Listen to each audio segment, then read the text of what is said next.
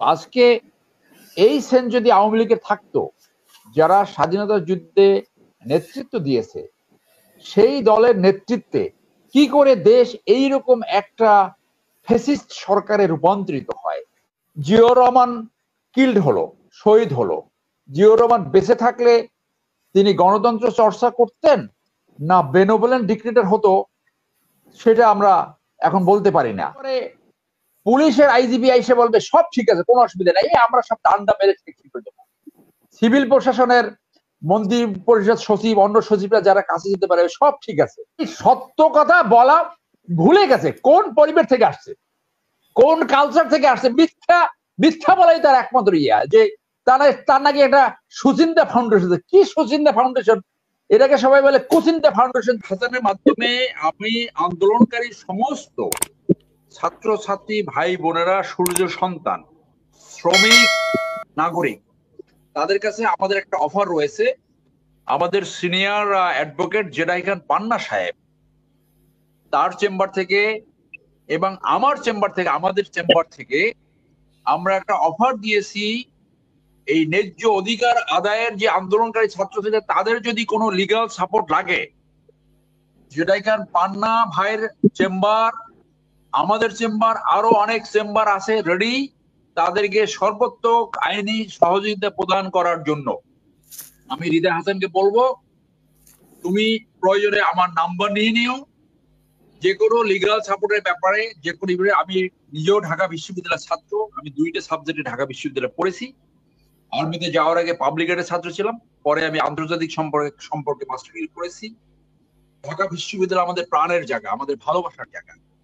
এখানে যারা শিক্ষার্থী তারা আমাদের প্রাণের মানুষ। আমরা এইটা তোমার মাধ্যমে যাদের লিগাল সাপোর্ট লাগবে, please convey to them. There are number of chambers, law chambers who are ready to provide you any legal support provided you need that.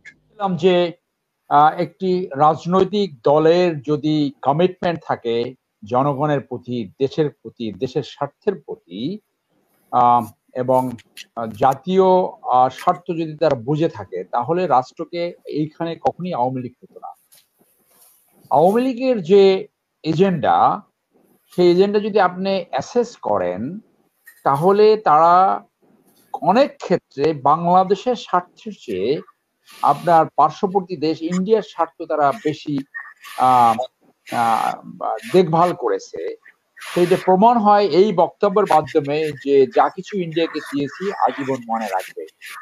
আপনাকে কি জনগণ এই ম্যান্ডেট দিয়েছে যে 120টি সমঝোতা স্মারক অথবা চুক্তি করা হয়েছে, সেগুলো তো সাংবিধানিক প্রভিশন অনুযায়ী সংসদে আলোচনা হয় নাই।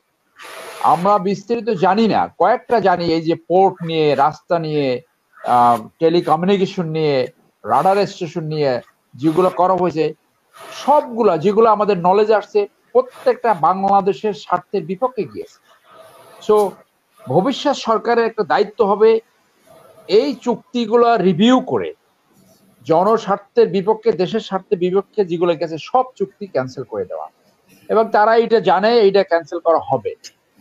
তো আজকে এই সেন যদি আওয়ামী লীগের থাকতো, যারা স্বাধীনতা যুদ্ধে নেতৃত্ব দিয়েছে, সেই দলের নেতৃত্বে কি করে দেশ এইরকম একটা ফ্যাসিস্ট সরকারে রূপান্তরিত হয়, যেখানে রাষ্ট্র ব্যক্তিতে রূপান্তর হয়েছে। লুই দ্য 14 বলেছিল আই এম দ্য স্টেট।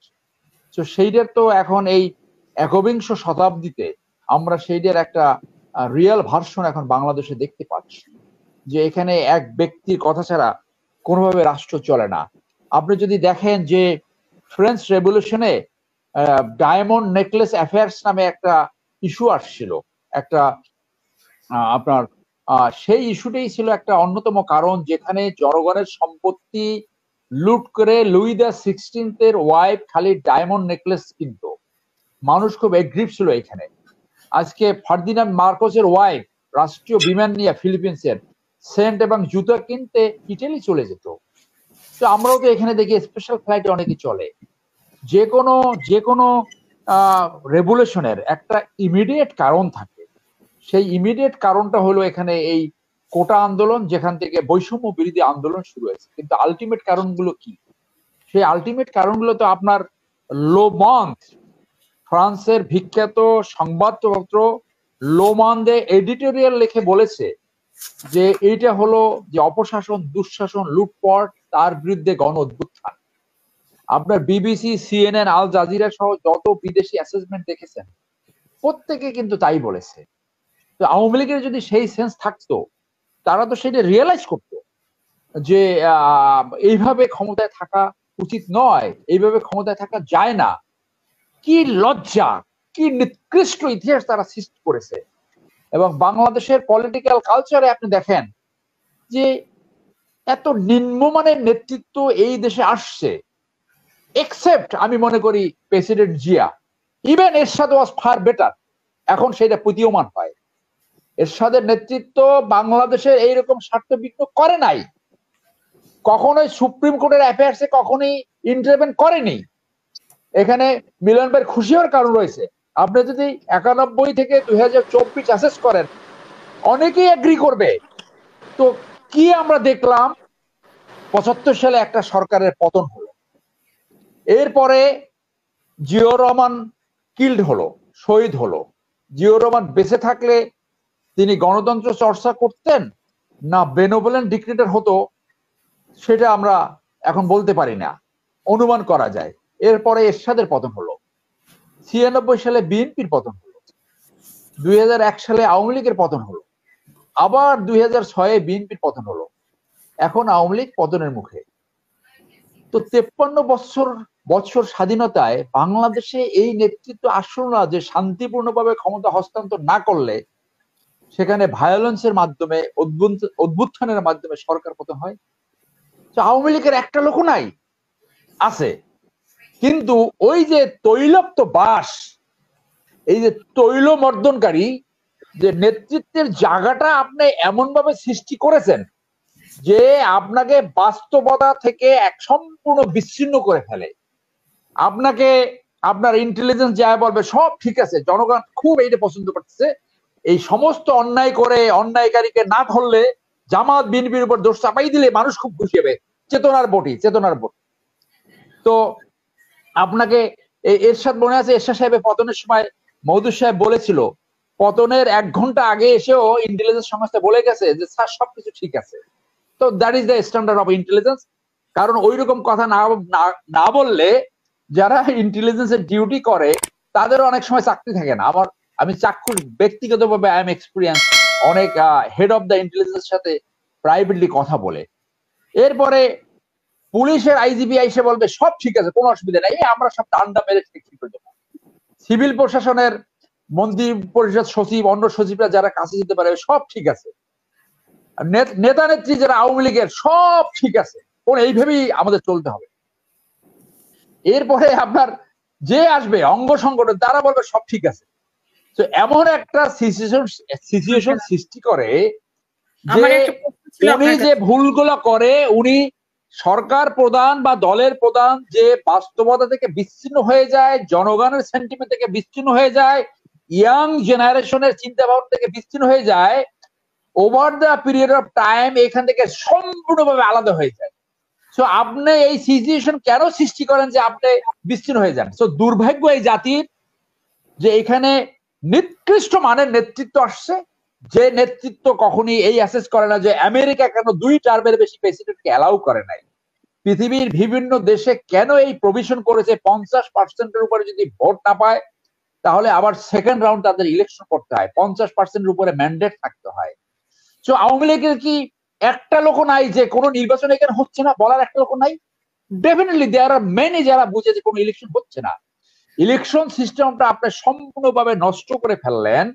কিন্তু হার মাস্টার ভয়েস, উনি যেটা পছন্দ করে, আওয়ামী লীগ করে লুটপাট করতে হলে একই টোনে কথা বলতে হয়। তো এইভাবে তো পতন তো আপনি ঘটিয়েছেন।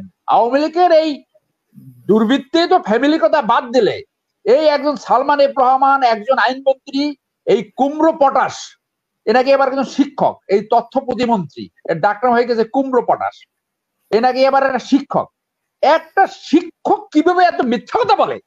মানে মিথ্যা ট্রেনিংটা সে নিল কোথায়? মানে সত্য কথা বলা ভুলে গেছে, কোন পরিবেশ থেকে আসছে, কোন কালচার থেকে আসছে। মিথ্যা মিথ্যা বলাই তার একমাত্র ইয়া, যে তার নাকি একটা সুচিন্তা ফাউন্ডেশন। কি সুচিন্তা ফাউন্ডেশন? এটাকে সবাই বলে কুচিন্তা ফাউন্ডেশন, যেখানে অপশাসন, দুঃশাসন, গণতন্ত্রহীনতার কথা বলে না, যেখানে লুটপাটের কথা বলে না, যেখানে ব্যাংক মানি লন্ডারিং কথা বলে না। তো আজকে এই পরিস্থিতি কে সৃষ্টি করেছে? এটা তো আওয়ামী লীগ সৃষ্টি করেছে। তো আওয়ামী লীগ এমন পরিস্থিতি সৃষ্টি করছে যে ইট ইজ সেলফ ডিস্ট্রাকশন। তো শুধু তাদের তো সেলফ ডিস্ট্রাকশন, এটা এখন এই জনগণ সাফার করছে, দেশ সাফার করছে। তো এইখান থেকে আমি আপনাকে আর একটু লাস্ট দুইটা কথা বলে, যে আমি আল জাজিরাতে দেখলাম, আপনার কাছে একজন প্রশ্ন করেছে যে যেই অপরাধে জামাতকে নিষিদ্ধ করতে চায় সেই অপরাধে এখন আমাদের যে এখন বর্তমান সরকারি দল, সেই দলকেও নিষিদ্ধ করা যায় কিনা একই লজিকে? হ্যাঁ, অবশ্যই অবশ্যই। যে সন্ত্রাস দমনের যে ধারাটা ব্যবহার করে ইয়ে করছে, সেইটা তো সবচেয়ে বেশি অ্যাপ্লিকেবল হবে আওয়ামী লীগের জন্য। শুধু এইটা না, এখানেও দেখেন একটা বৈষম্য করেছে। কি বৈষম্য? আপনি ব্লেম করেন জামাত বিএনপি, তাহলে আপনি জামাতকে করলেন, তার মানে তাহলে বিএনপি কে আপনি ইমিউনিটি দিয়েছেন, অথবা ভবিষ্যতে আপনি সুযোগ রেখে দিলেন। তো আশ্চর্য হবেন না হঠাৎ করে যদি রয়ের বুদ্ধিতে বিএনপি কে ব্যান্ড করে, আশ্চর্য হবেন না। They can do anything. A tyrant, a fascist can make any decision. তাদের কোনো রিজন দরকার হয় না, কোনো কারণের দরকার হয় না, তাদেরকে কেউ যদি পরামর্শ দেয়। তো আজকে দেশটাকে এই জায়গায় কে নিল? এই প্রজেক্টটা কার ছিল? ওইখানে হলো ইতিহাস, যে পাকিস্তান থেকে বাংলাদেশকে বিচ্ছিন্ন করে, বাংলাদেশ পাকিস্তান থেকে বিচ্ছিন্ন হয়ে ইন্ডিয়ার কবলে চলে না যায়, ইন্ডিয়ার নিয়ন্ত্রণে না যায়, সেইটা তো অনেক আগেই অনেকে বলে গেছে। তো সেই আশঙ্কা তো এখন সত্য হচ্ছে, যে আজকে বাংলাদেশ যদি অচল অবস্থা থাকে, বাংলাদেশে যদি ইনস্টেবিলিটি থাকে, বাংলাদেশে যদি গণতন্ত্র না থাকে, তাহলে সরকারে থাকার জন্য ইন্ডিয়ার সাপোর্ট দরকার। ইন্ডিয়া এই সিচুয়েশন সৃষ্টি করতে চেয়েছিল, ক্ষমতায় যারা আছে তারা ইন্ডিয়ার মুখাপেক্ষী থাকবে, ক্ষমতার বাইরে যারা আছে তারা ক্ষমতায় যাওয়ার জন্য ইন্ডিয়ার মুখাপেক্ষী থাকবে। তাহলে আজকে বাংলাদেশের রাজনৈতিক দল বাংলাদেশের জনগণের স্বার্থ রক্ষা করার জন্য একটা দল নাই। আওয়ামী লীগ গত 16 বছর ধরে হিন্দুত্ববাদী সরকারকে আনকন্ডিশনাল সাপোর্ট দিয়ে যাচ্ছে। বিএনপি সহ মিলনবাদ দল সহ কেউ তো সেটা বিপক্ষে অবস্থান নিচ্ছে না। তাহলে বাংলাদেশের সব রাজনৈতিক দলগুলো চলে গেছে রয়ের কবজায়, ইন্ডিয়ার কবজায়। রয়ের A team, B team, C team. জনস্বার্থে কথা বলার দল কোথায়? মুসলিম জাতীয়তাবাদকে সংরক্ষণ, প্রোটেকশন, প্রমোশন এবং সেইটাকে সামনে আনা, সেই দলটা কোথায়? সেই দল তো নাই বাংলাদেশে। তো এই জায়গাটা কারা নিল? এই আমাদের নির্দিষ্ট পলিটিশিয়ানরা, ব্যক্তি স্বার্থে মূলত। সেইখানে আমি আল জাজিরায় যে খবরটা দেখলাম, যে মোহাম্মদপুরের কোন এলাকায় পাকা রাস্তায় শুয়ে আর্মি ফায়ার করছে, সেখানে একজন ম্যাজিস্ট্রেট দেখা গেল, একজন পুলিশ অফিসার দেখা গেল। আর অ্যাসোসিয়েট প্রেসে আমরা একটা খবর দেখলাম, যে বিডিআর এর একজন র্যাঙ্ক করা একজন অফিসার স্টার্নিং পজিশনে বসে ফায়ার করছে। তো আমি এই যে অফিসাররা এগুলো করেছে, I feel pity for them, pity. কেন? আমি একটা ছোট্ট উদাহরণ দিয়ে আমার আলোচনা শেষ করি। আমি যুদ্ধ অপরাধী ট্রাইব্যুনালে 3টি মামলার ডিফেন্স কাউন্সিল ছিলাম। এই মুহূর্তে একটা মামলা চলছে 1971 সালের 28শে মার্চ রংপুর ক্যান্টনমেন্ট ঘেরাও করতে জনতা মার্চ করেছিল। সেইখানে প্রসিকিউশনের কেস হলো 500 নিহত হয়েছে, 5 শতাধিক। সেইখানে সেই সময় মেজর ওয়াহিদ নামে আর্মার্ড কোরের একজন অফিসার, ওইখানে আর্মার্ড একটা ব্যাটালিয়ন ছিল, সেই ব্যাটালিয়নের এডজুটেন্ট ছিল। 50 বছর পরে সে এখন এই যুদ্ধবন্দী ট্রাইব্যুনালে ট্রায়াল ফেস করছে, গত 5 বছর ধরে জেলে। এই ইন্টারন্যাশনাল মিডিয়ায় যে ডকুমেন্টারি গুলো সৃষ্টি হয়ে গেল, যে সমস্ত অফিসার এই কাজ করেছে, আমি এখনো বিশ্বাস করতে চাই এটা অসত্য। কিন্তু এটা by any definition, by any account, this is also crime against humanity, war crimes. Conventional army cannot fire on disarmed people. এখানে আইভিপিডি এখন ভিতর থেকে কি হয়, যে অফিসারকে ওইখানে ডিপ্লয় করা হয়েছে, এই নাম বিএ নাম্বার সব এখন আমাদের কাছে অনেকে তথ্য দিচ্ছে। হয়তো সেই অফিসারকে বলা হয়েছে তোমার প্রমোশন সামনে, তুমি এইটা করলে তুমি রেজিমের কাছাকাছি চলে যাবা। বিডিআর এর যে অফিসারটা ফায়ার করলো, but I really feel pity for those officers and for their family. তাদের ভবিষ্যতে মেজর ওয়াহিদের মতো যে তারা ট্রায়াল ফেস করবে না, দেয়ার ইজ নো গ্যারান্টি। এইখানে যারা ইউনিফর্ম পরে ডিউটি করছে তাদের এই রুলটা মনে রাখতে হবে, ইল্লিগাল কোনো আদেশ মানতে তারা বাধ্য নয়। Please save yourself. আজকে প্রত্যেকটা সরকার প্রতিবারই একটা সরকারকে আন্দোলন করে সরাতে হবে, আর প্রতিবারই এই জনগণের প্রতিষ্ঠান, আর্মি, বিডিআর, পুলিশ সবাইকে জনগণের বিপক্ষে দাঁড় করিয়ে দেয় প্রতিবার। এর সাথে সময় হলো এই বেগম জিয়ার পতনের সময় হলো, আওয়ামী লীগের পতনের সময়। কেন আমাদের এই দেশ, কেন আপনি একটা শান্তিপূর্ণভাবে ক্ষমতা হস্তান্তর করার পথ করতে পারেন না? এত নিকৃষ্ট পলিটিক্যাল লিডার এই দেশে কোত্থেকে আসলো? ভালো নেতা কেন আসছে না? সেই দিকে জনগণকে আপনার ধাবিত হবে, এবং সেইখানে আমরা আশার আলো দেখি যখন আমাদের ছাত্ররা বলে এই দেশ কারো বাবের নাই। ওই যে ইন্ডিয়ান একাডেমি বলে মোদীকে যে বলতে পারে পার্লামেন্টে, ইয়া দেশকে তোর বাপ নেই হে। আজকে আমাদের ছাত্ররা একই স্লোগান তুলেছে, স্বাধীনতার চেতনা এই দেশ কারো বাপের নয়, রক্ত শহীদের কেরা স্বাধীনতা, দেশ কারো বাপের নয়। প্রত্যেকটা সচেতন নাগরিকের এই স্লোগান তুলতে হবে। ধন্যবাদ।